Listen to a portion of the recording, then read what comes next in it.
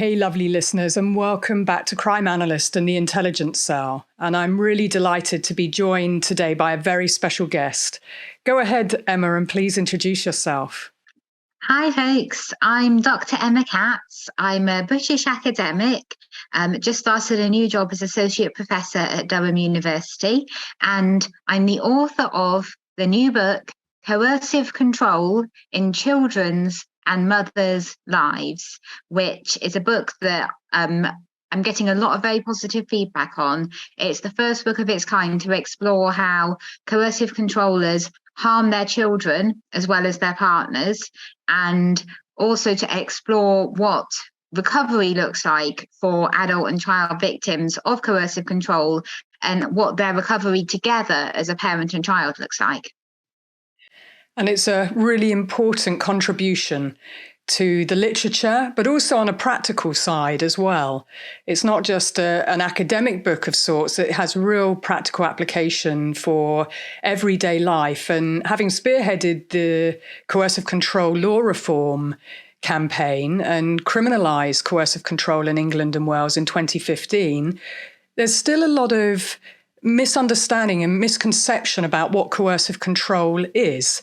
And so it would be really great, Emma, if you can define coercive control so that my listeners get a sense of when we say coercive control, what are we talking about? To me, I think of it as when somebody subjects another person or persons to persistent and wide-ranging controlling behaviour, and they make it clear that if the people they're being controlling towards stand up for themselves, resist, say no thanks, then they're going to respond in a very negative way by punishing them, by doing something that's profoundly upsetting and distressing. So after a while, a victim and survivor will anticipate the punishment and will try and constrain their own behaviour and live in a highly constrained way so as not to set off the punishment.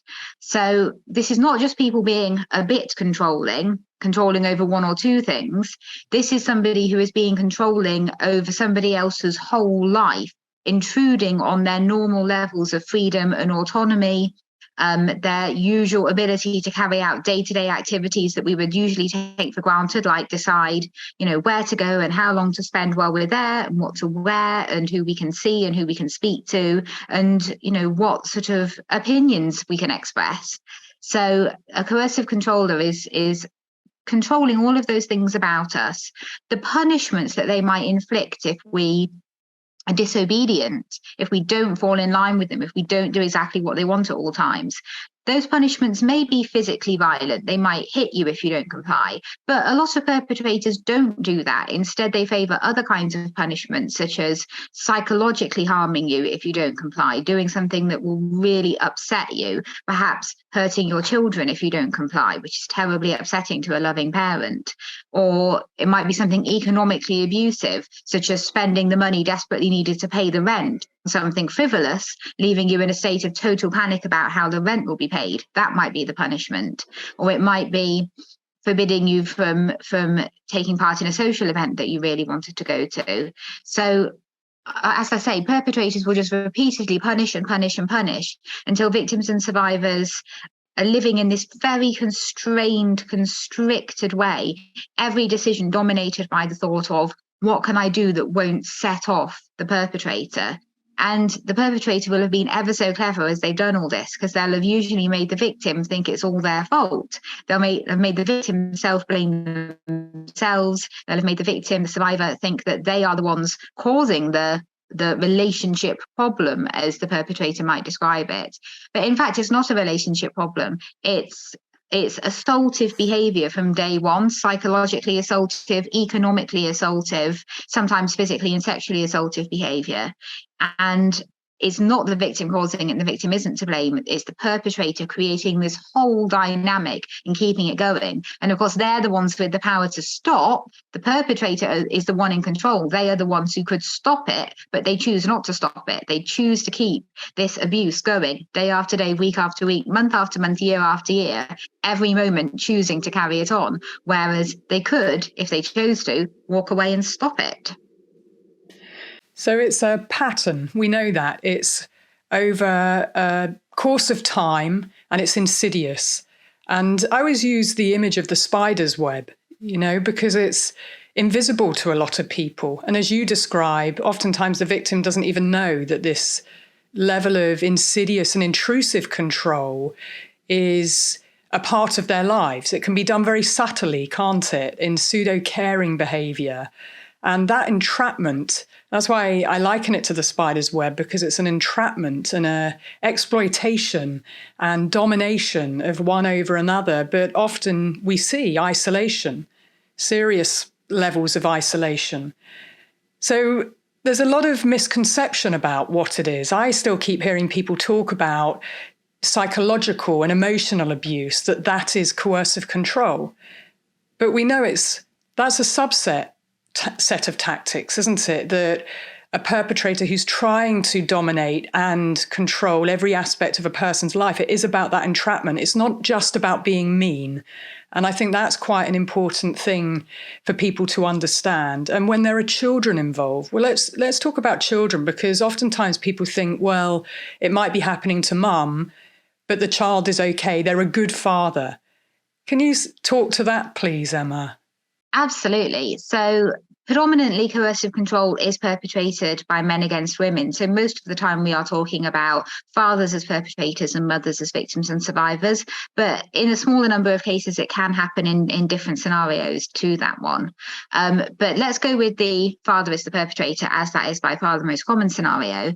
So he's not a good dad because, first of all, if you are highly controlling of your child's other parent to the point where they are living in a state of hypervigilance, distress, oftentimes fear of they're constantly concerned, worried, monitoring, constraining themselves, then they can't be the parent that they were meant to be. They can't be the loving and protective parent that they would have been had their partner not turned out to be an abuser. So first off, you're damaging your child's other parent. How can that make you a good parent? Your child needs the other parent to be able to parent in the loving and protective ways that they would have done had this not all happened. So there's that for starters. But furthermore, if you're imposing a regime of coercive control, that regime will permeate the whole household. So, for example, if dad insists that mum has to be at home from 5 p.m. in the evening, that she can't go out in the evening, but the children have the opportunity to play sports, do an after-school club with their friends, but that finishes at 6, those children can't go to that club because mum can't pick them up, especially if they're younger and they're reliant on somebody to come and pick them up, or if it's far away, and they need to be driven about. If dad's not willing to do that work, and most perpetrators aren't willing to do that sort of thing, then mum won't be able to take them, so they're not going. If mum can't go and see her own family, her own friends, because there's this huge backlash from dad whenever she does that, the children are also not going to see their maternal family, and they're also not having the opportunity to interact with their mum's friends, who could be lovely adults, role models, people who bring great things into the children's lives. That's all cut off for the children. And then if mum has to do an extremely good job on the housework, and if anything's out of place and the perpetrator, punishes, then mum has to prioritize that over playing with the children. Perpetrators often are very keen to attack the mother-child relationships of the mothers and the children, because if those mothers and children are close to each other, supportive with each other, that is a threat to the perpetrator's dominance over the mother, over the home, over the family. Any kind of supportive relationship between mum and the children, or even between the children as brothers and sisters, that's a threat to the perpetrator's power, control, and dominance, because they might get together and support each other against him. So those relationships get attacked, people get turned against each other, people get manipulated. Mum is often told she can't play with the children, she can't she can't have a laugh with them, she can't spend time with them. Whenever she tries, she's called away, she's told she must do something else instead. The children often can't even move about the home freely. You know how children like to run about, make mess, laugh, shriek. Often all of that is shut down because there are times when the perpetrator doesn't want to hear a sound. He's not in the mood. Most parents, of course, have to put up with their children being noisy even when they're not in the mood, but the perpetrator won't tolerate that. He will punish everyone if there's noise while he's not in the mood, punish them really severely, psychologically, harmfully punish them.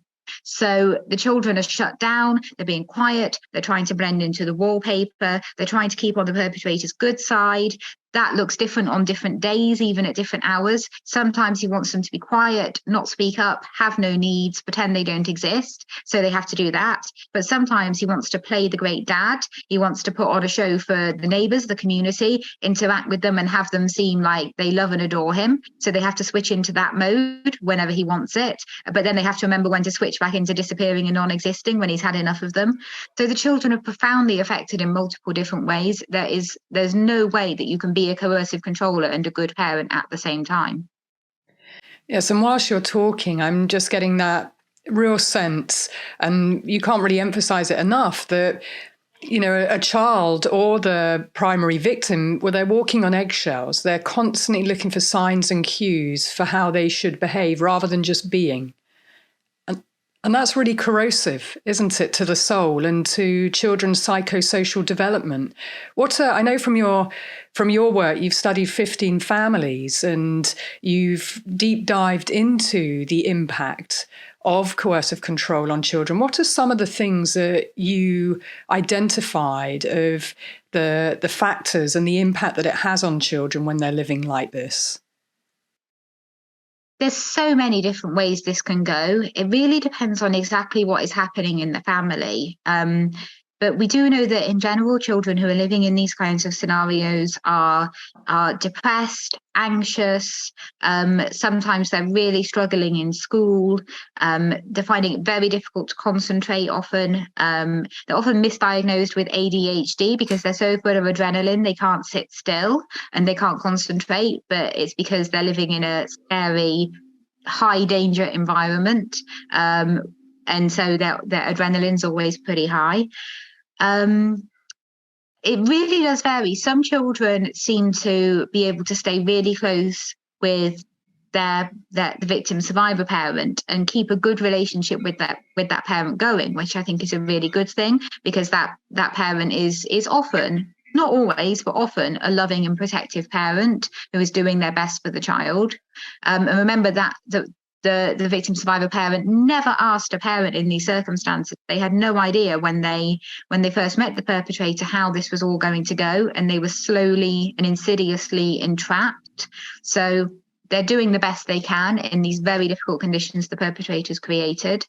But yeah, children, they sometimes they're able to stay close with their victim survivor parent. Other times they seem to align strongly with the perpetrator, as they've calculated that's their best chance of survival. That's where the power lies. Better stay on his good side. And so they come to learn all his tactics for abuse and start to implement them themselves. They start to almost become like a mini version of the perpetrator in some ways, which can be terribly upsetting for the victim and survivor and for other siblings as well, who can then be abused by that child.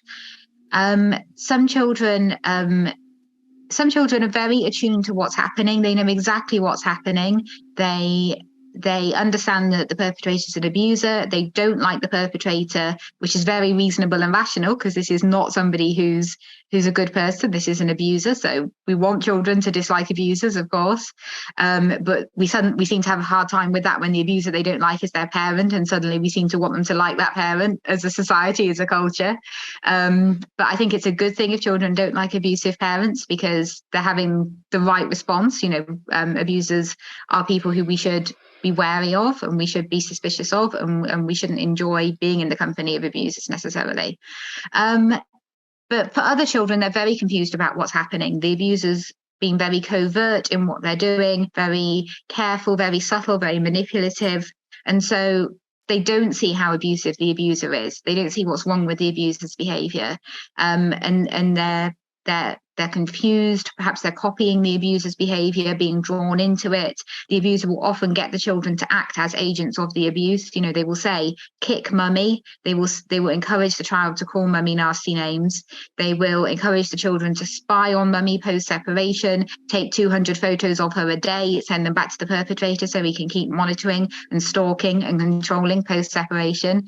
So children are oftentimes being drawn into the abuse. That in itself can be making them very anxious. So it's really tough for children to fare well in these circumstances. And the best thing we can do is to try and keep them safe and together with their protective and loving parent, and try and keep the abusing parent out of their life as much as possible.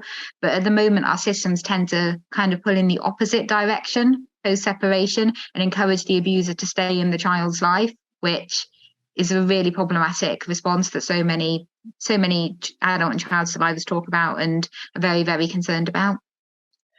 Yes, post-separation abuse, which unfortunately we still hear people say things like, well, if only they'd leave, as if that would be the end of the situation. And, you know, ironically, the cases that I've worked, the mothers have asked me the question, well, I'm told that I should leave, but yet when I do, I'm brought back into the situation through the family courts. So which one is it? That I should leave to safeguard my children, or he must be a parent to my child for the sake of the children? And mums say it's really confusing, and they want to parent their children as best they can, but it's impossible actually with a coercive controller and an abuser. And I think a lot of people still don't understand that abusers will use the family courts. They will use legal systems to continue the abuse as a form and a continuum of coercive control and of stalking. And we're only really lifting the lid on that. And I think it is incredibly confusing for children, as you say, of them trying to work out, and I really try and keep themselves safe. You know, children need unconditional love. And when you have an inconsistent parent who may be authoritarian, who may use punishment and reward inconsistently, it's very confusing for a child. And overall, they're just trying to survive. So it has a serious impact on them and on their psychosocial development. And the post-separation, well, separation we know is a high-risk time. It's actually when the abuse escalates. And again, most people don't really understand that. It actually correlates with femicide and familicide. And I know, Emma, you're aware of the Utah murders that have happened recently, where Michael Haight brutally murdered his former wife, who was filing for divorce, Tausha Haight, and the 5 children, and Tausha's mother, Gail Earl, who Tausha had asked to come over to support her, and because she was fearful. And I talked about this case and I posted on social media, and I was horrified to see a eulogy for Michael Haight that had been written by his family, memorializing him and whitewashing the brutal acts of violence, the murders. And, you know, I wrote a post saying, imagine a man kills you and then he's praised for being a loving father, and you're the child, and that's the eulogy. That really talks to what's going on in modern society and the lack of understanding and the misconception and the empathy that happens.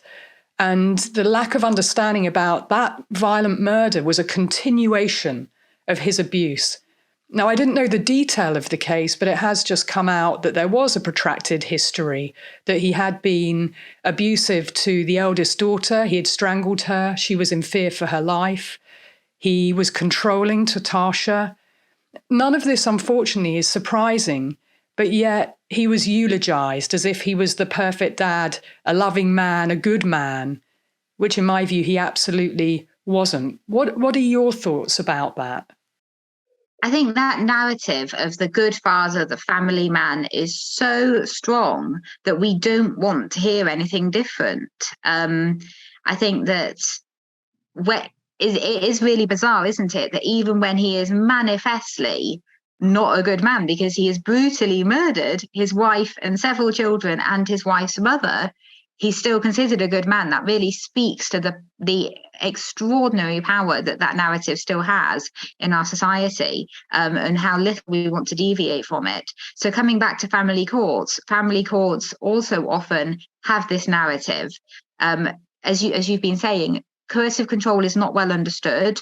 People think that perpetrators are good people who are struggling with their anger. That's not what perpetrators are at all. They are highly controlling people, highly over-entitled people who believe that they are justified and have a right to control their family members, their partner, their children. And that belief isn't going anywhere. Breakup does not eliminate that belief. And of course, when you've broken up, you have challenged their control. You've said, no, I won't be controlled by you anymore, which is precisely why the danger escalates, because the perpetrator will retaliate. And sometimes they'll retaliate with legal action against you, trying to take custody of the children away from you, even if they showed very little interest in the children beforehand. Even if the victim survivor did all the work for the children beforehand, suddenly upon breakup they'll find that the perpetrator wants full custody of the children. That's not because they've suddenly become more interested in fatherhood, but it's because they know that that's an exceptionally good way to punish the victim survivor mother.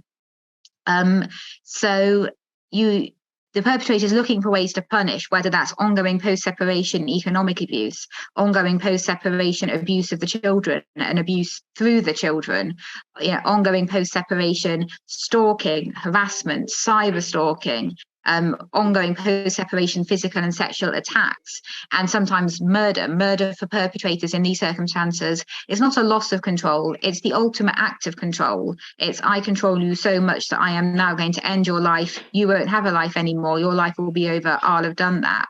And you'll never get to live without me. It's the ultimate act of control. All the 1,001 ways they've been controlling running up to that act. So family courts are often saying to survivor mothers and children, well, the last time he physically attacked you was more than 3 weeks ago. You've split up now, so the abuse must be over. And it's now time to put the past behind you and get on with being two good parents to your children.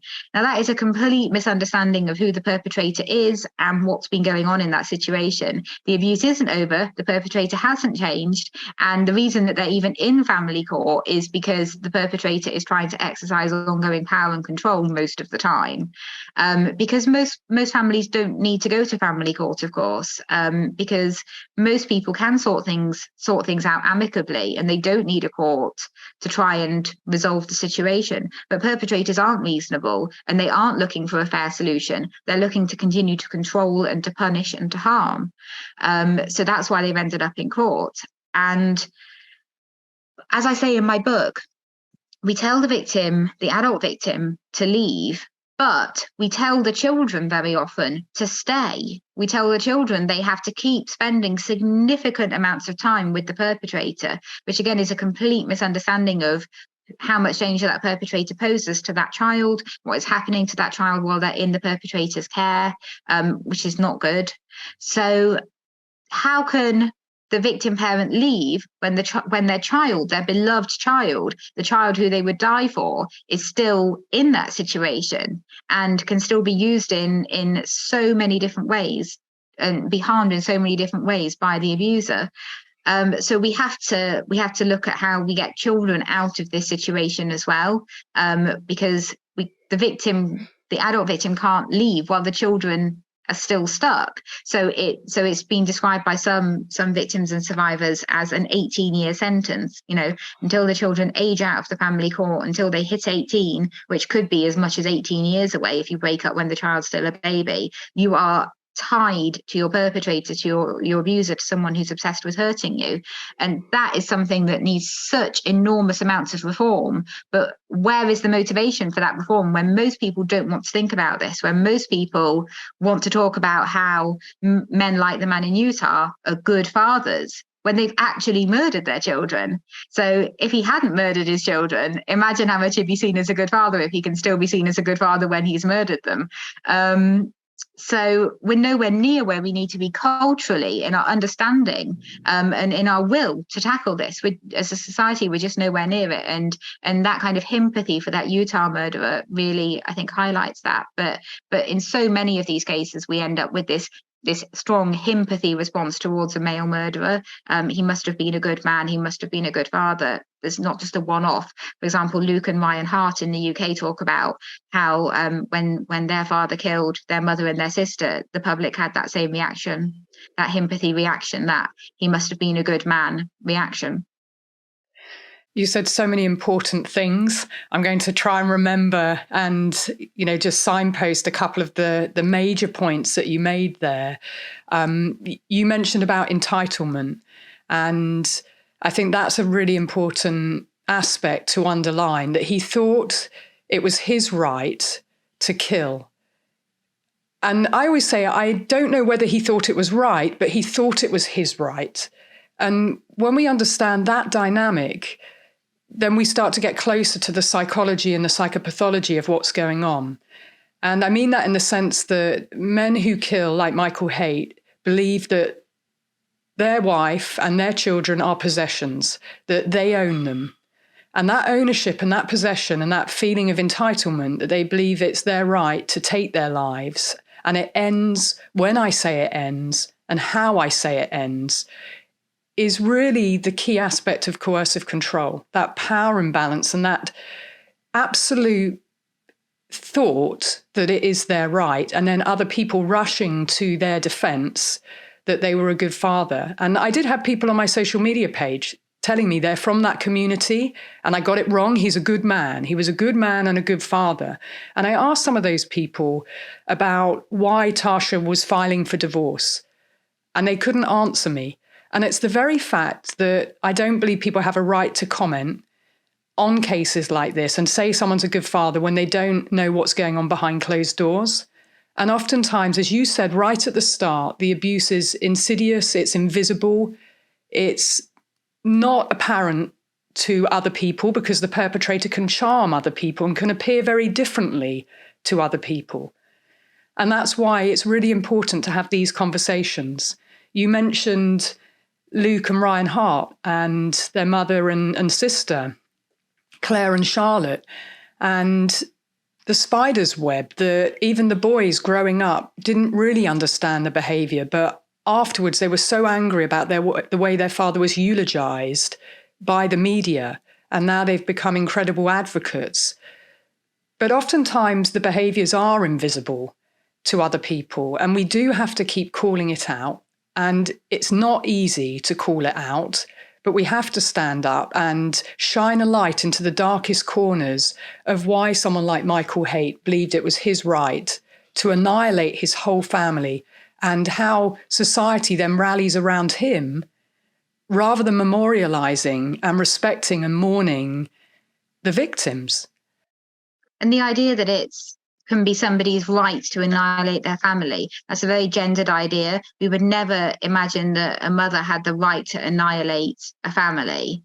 But we tend to have this reaction with fathers. And I think the reason why coercive control is predominantly, though not exclusively, male perpetrated is because the idea that men are in control, that men are the head of the household, that men are the ones who should be wearing the pants in the relationship, who should be making the decisions in the relationship, that if they're not doing, then something's gone wrong. That they're being weak and pathetic if they're not the one in charge and making all the decisions.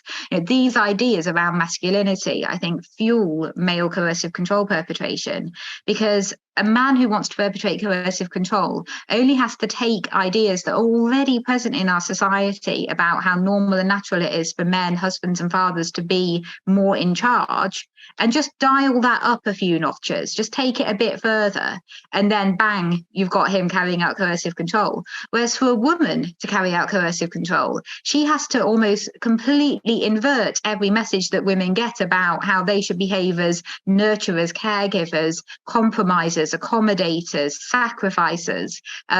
She has to throw all those messages out and behave very differently than how most women are told to behave most of the time, which is why, although it does happen, it's a lot rarer, in my view, or at least that's a big part of the picture of why coercive control is predominantly a gendered crime. So we're never going to get very far with tackling it unless we attend to these wider issues of the broader gender inequality and ideas around gender in society, which is why it's really important to keep a gendered lens on this, whilst also acknowledging LGBT plus victims and survivors and perpetrators and adult straight men who are victims and survivors.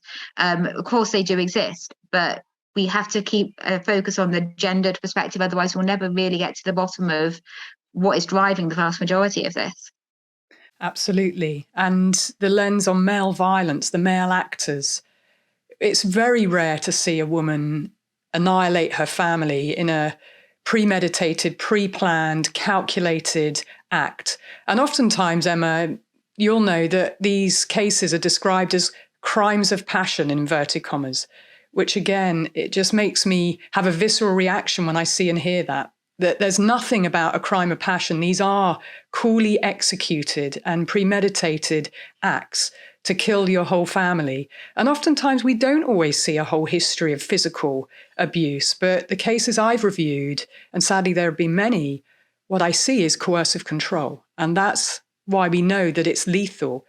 It's an incredibly dangerous behavior, but often it's missed. The non-physical stuff is not seen as serious. And that's why it was really important to criminalize coercive control. But the link with misogyny, and as you said, the wider spectrum of what's acceptable and what's not for men and for women, when we have the likes of Andrew Tate and other influencers, people call it toxic masculinity. It's not actually toxic masculinity. It's just taking what is seen as a normal standard and just moving it along the scale a little bit.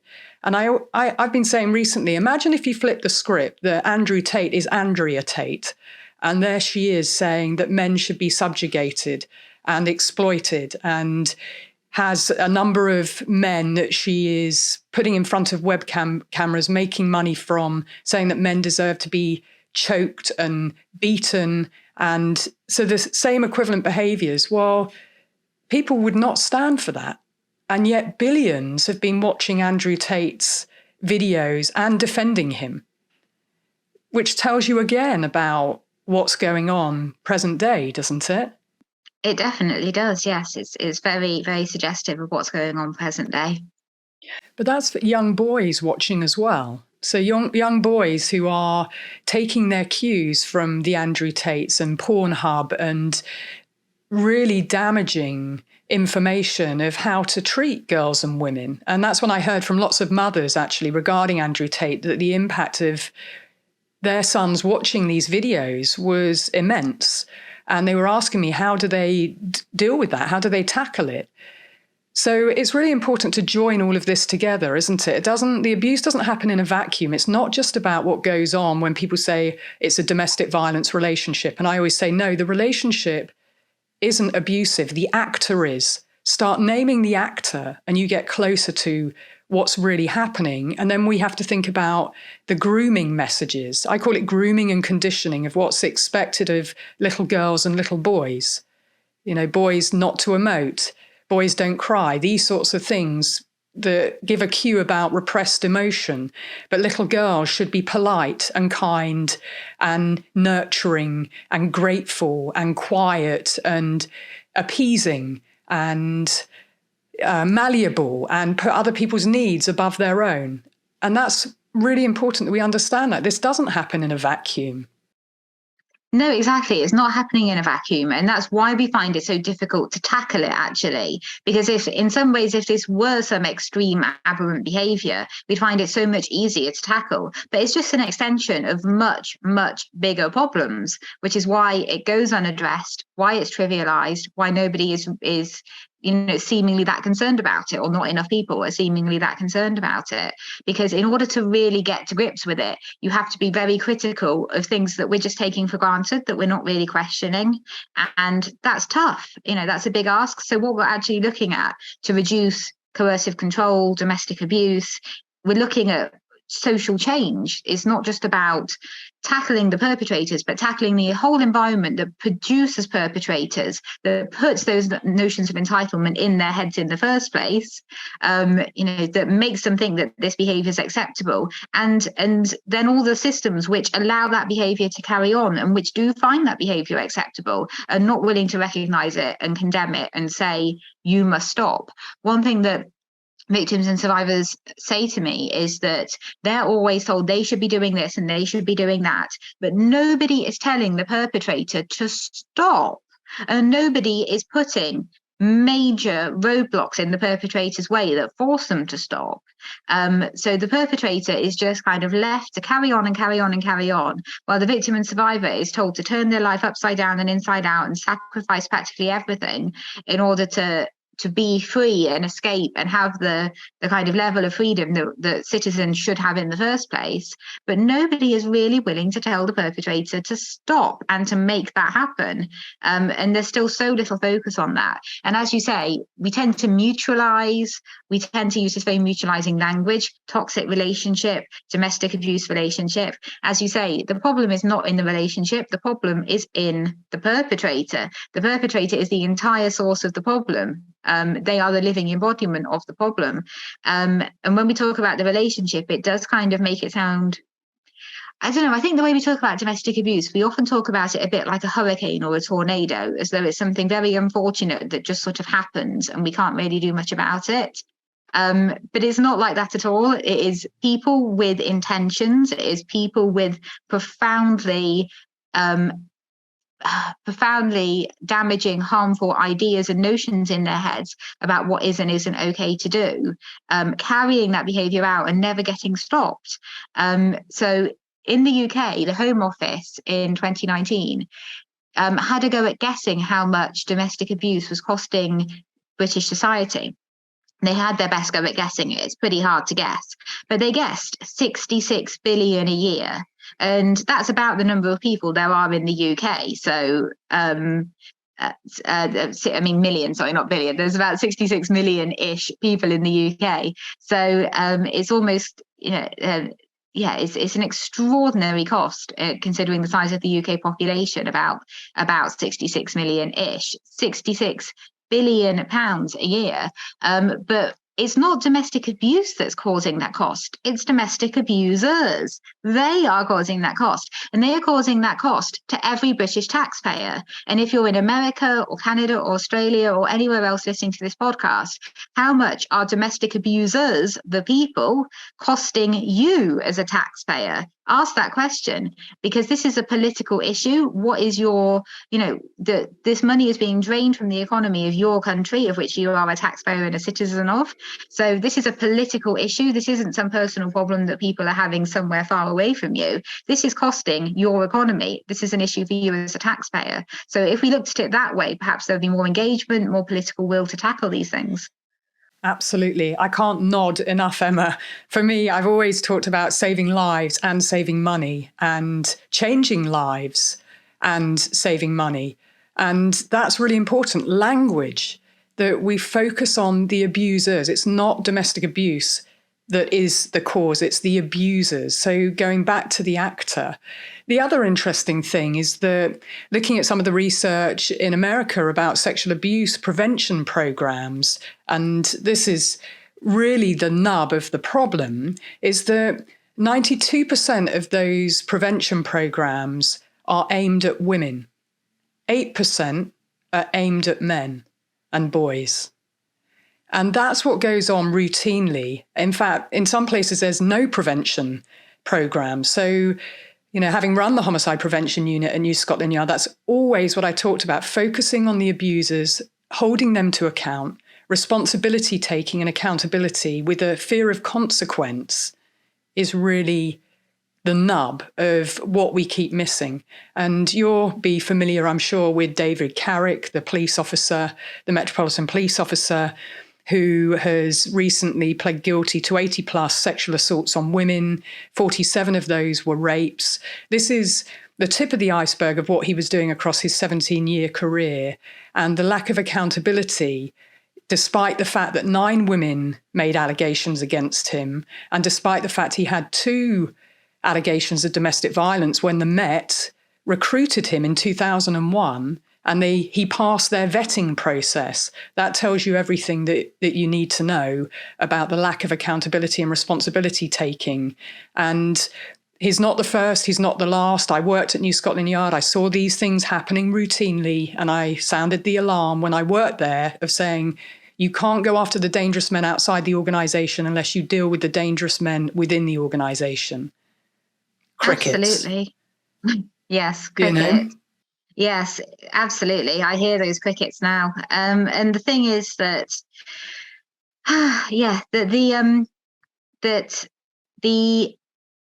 it's so important to talk about the abusers, and to try to take some of the emphasis off victims and survivors. We have so much telling people, spot the red flags, go through some classes on what the red flags look like, and then you'll be able to spot it.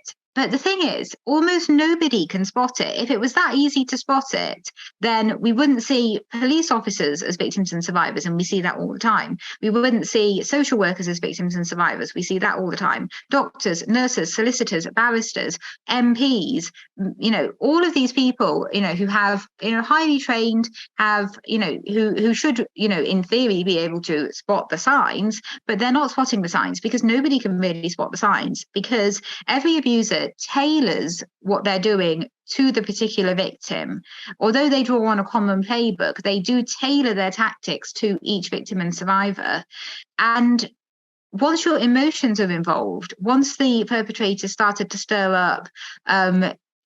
up your feelings of hope and love and anticipation and excitement and reward and pleasure, and they've started drawing on all of that, and they've started getting certain hormones and chemicals going off in your brain and making you feel a certain way, then your ability to think in this kind of cold, logical, is this a red flag sort of way, is severely impeded. Everyone's ability to think that way is. Otherwise, we would not see all the people who are victims and survivors being victims and survivors. This is something that happens to incredibly intelligent and highly trained people, because this whole business of protect yourself, think yourself out of it, is virtually impossible. So I never, ever, ever see any victim and survivor as in any way stupid, as in any way unintelligent, or in any way as having done anything wrong.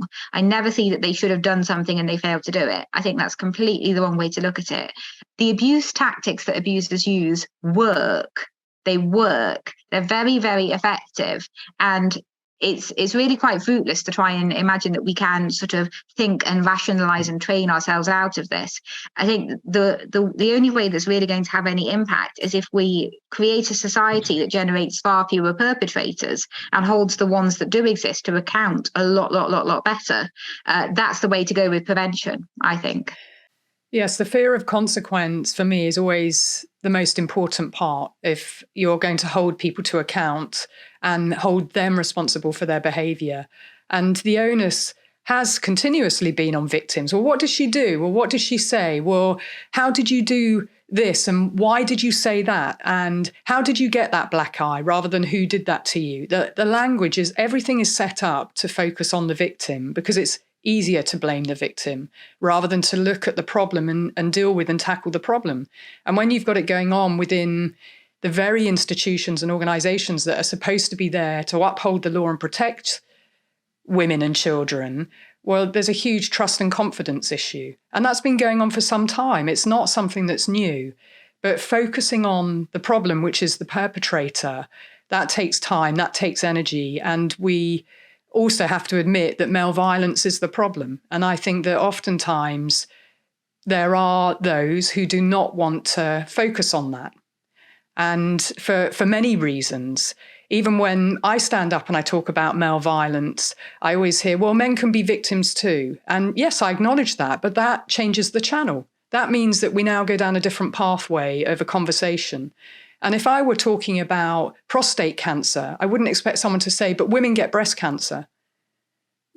Yeah, exactly. So save the whales doesn't mean, save the whales doesn't mean we don't care about the dolphins. Yeah. Exactly. But when people keep changing the channel and don't allow us to focus on the problem of male violence, and when we keep talking about women's safety as if women are responsible for our own safety, and women are responsible for protecting children, and the sole focus is on women and children, then we take the actor, the problem, out of the equation. And I'm really glad we've had this conversation of keep shifting the focus back, because there's a lot that we can do.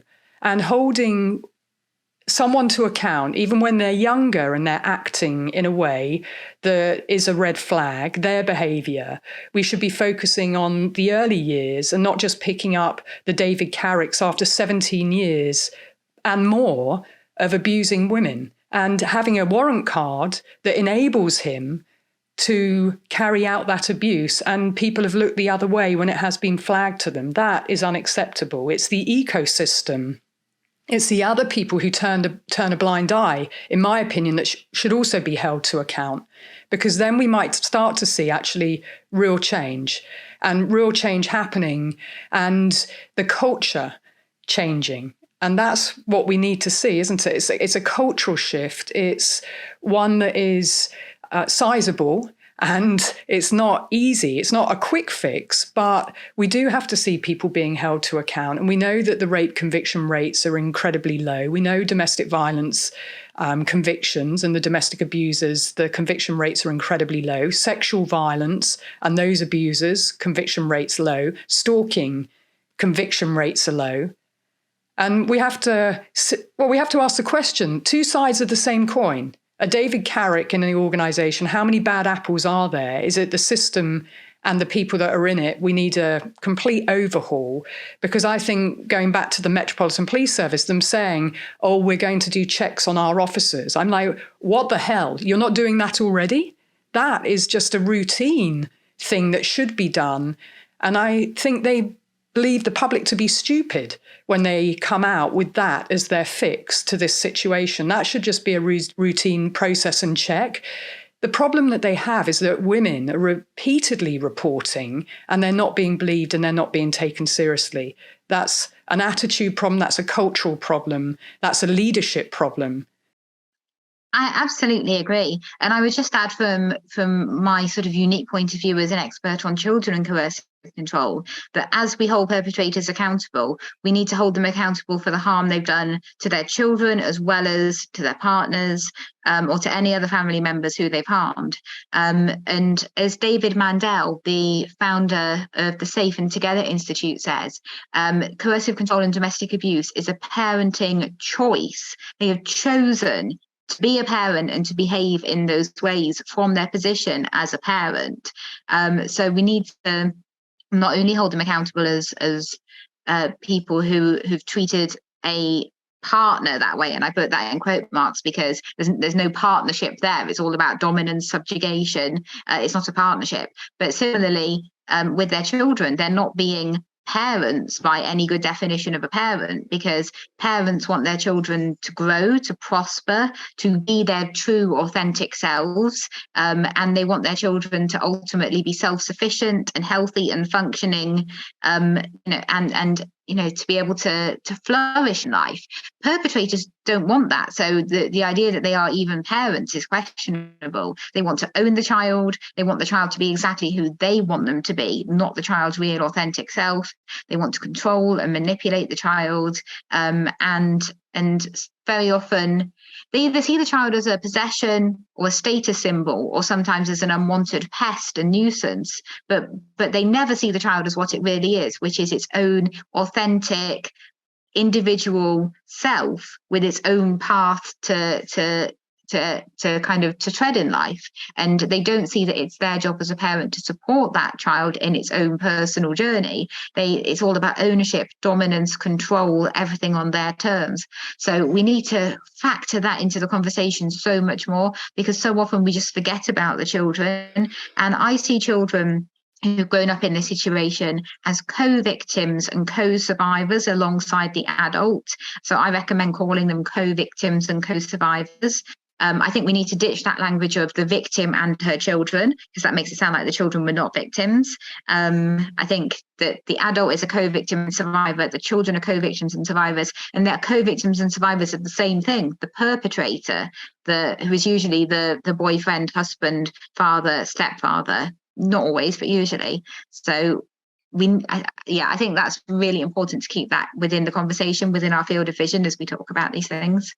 Yes, the victim and their own voice, their own needs, their own rights, and them being a victim in their own right too. And when we start to understand that, and that they can be used by the perpetrator to manipulate and to control the primary victim, that's what we often see as well. That's why the child's voice is so important. They have to have the ability to talk about what's gone on, but that we actually listen to what they're saying, and we respect what they're telling us, and we respect their needs as well as we understand risk. And just to circle back to risk, having spent a lot of time creating a risk tool for victims of domestic violence, and children are in there too, what I will say is that oftentimes we do know what the high risk factors are, and that women know the high risk factors too. That separation increases the risk, and child abuse and pregnancy and strangulation and coercive control and stalking. But we load up the victims with all these things that they should do, and we leave the perpetrator again out of that conversation. Or they're going through the family court system, and there's also a criminal case, and the two systems don't talk to each other. I see that a lot, where women and children have failed. So they're really important points, aren't they? And when you have suffered abuse as a child, we do see complex post-traumatic stress. But the earlier we identify it and work with a child and the family, then the better the chance of them going on to lead healthy, happy lives where they can have good relationships. But all of that is about being able to have those conversations, isn't it? And having good trauma-informed therapists who really get it and who understand coercive control. And I still think we're a long way off, Emma, and I'm very grateful for your work and what you do, educating people, and I appreciate your time. So is there anything else you would like to say, maybe in response to what I've said or that we haven't covered? Just to say that I think you're absolutely right. Children want to be listened to. There's a really good book from about 20 years ago called Children's Perspectives on Domestic Violence. And that found that when children were in these situations and they wanted adults to take them seriously, and when adults wouldn't take them seriously, wouldn't talk to them, wouldn't listen to them when they did talk, the children, and this is what the book said, felt doubly disadvantaged. They were disadvantaged by what the perpetrator was doing, but they were also disadvantaged by all the adults who didn't want to listen to them, who weren't seeing their voice and their story and what was happening to them and their perspectives as important. They felt doubly disadvantaged. And that is something we need to get so much better at. And when children do talk, we need to be so much more open-minded, not shut them down with, oh, well, you've only got one father, or, blood's thicker than water, or he must love you really. We need to not say any of that and just listen, sit with the child, sit with the pain and the discomfort that the child has, not try and shut it down or put a nice little ribbon around it and send it away. Sit with that pain and discomfort. It's tough, but it's so important to do that. So I think I would just like to add that. But apart from that, it's been absolutely fabulous to talk to you. I feel like we could talk about this for 12 hours easily, but it's been great, the conversation that we have had today. And thank you so much for all the work you're doing around this. It is so valued and so important. Thank you, Emma. I really appreciate you saying that. And the last points that you made, I couldn't nod hard enough again. If not, when we don't validate someone's experience, when we disempower them, when we're the secondary person that we're telling, we can, really have a huge difference and make a huge difference in a child's life by listening and sitting with the uncomfortable things that are being said and not trying to airbrush it or not trying to sweep it under the carpet. And those points were just so important, and I'm really glad that you made them. And I know we'll be having future conversations as well. So I also want to just signpost my listeners to your book. I'll put the link in the show notes. And also you have a new blog that you've been writing. So I'll put the link in the show notes too, so that people can subscribe, because there's really good information in that. And anything else you want me to add in, I can. So thank you, Emma, for your work. Super. Thank you so much. And thank you for your work as well, Laura. Thank you.